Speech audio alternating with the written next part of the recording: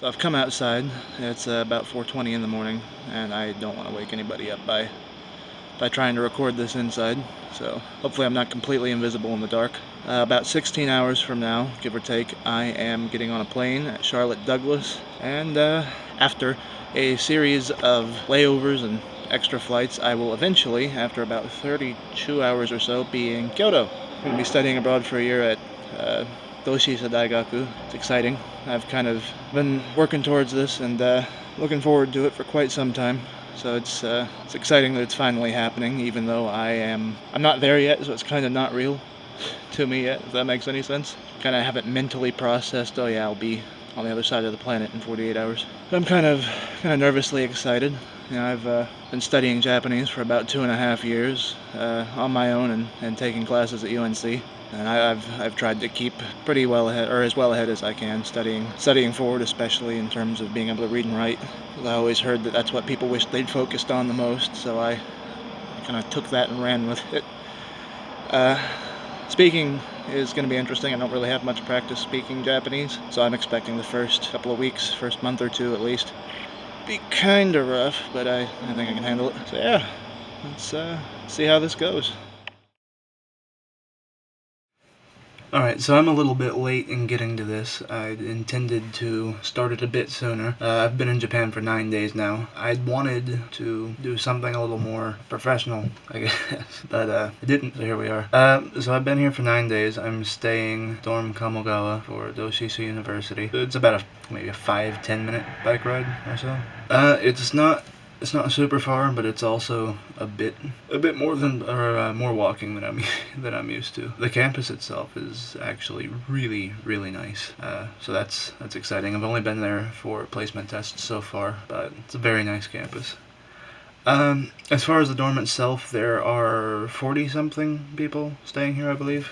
There aren't actually any native Japanese students here. It's all other international students like me, which it's good and bad. I'd kind of been hoping to have Japanese students in the dorm that I could talk to, but yeah. It's fine.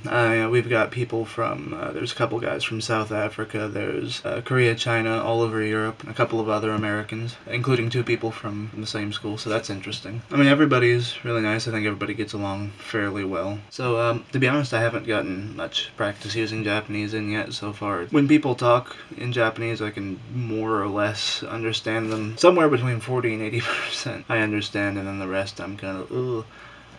But, I still haven't had much practice responding, so my responses are always very short and not great, so that's still something I need to work on. But I've been trying new foods. Mostly I've only been to kind of grocery shopping at the convenience store. I haven't actually gone to the real grocery store that's down the street. Just I've been able to get by just stopping by convenience stores on the way back and forth from places, which, I mean, I've got stuff to make meals. It's just I haven't been shopping as much. But I've tried a lot of new stuff. I'm liking stuff a lot so far. One of the best meals I had, actually, the first day we had placement tests, we all went down to the cafeteria or the cafe or whatever it is that the school has, and I had hiyashi soba, which is it's cold noodles in broth stuff, and they served it with grated daikon, which is a kind of radish, and then what are they called, the long green onions, and that was actually really good. And last night as well, one of the guys from South Africa made something that I forget what it's called, but it was like kind of a beef stew thing.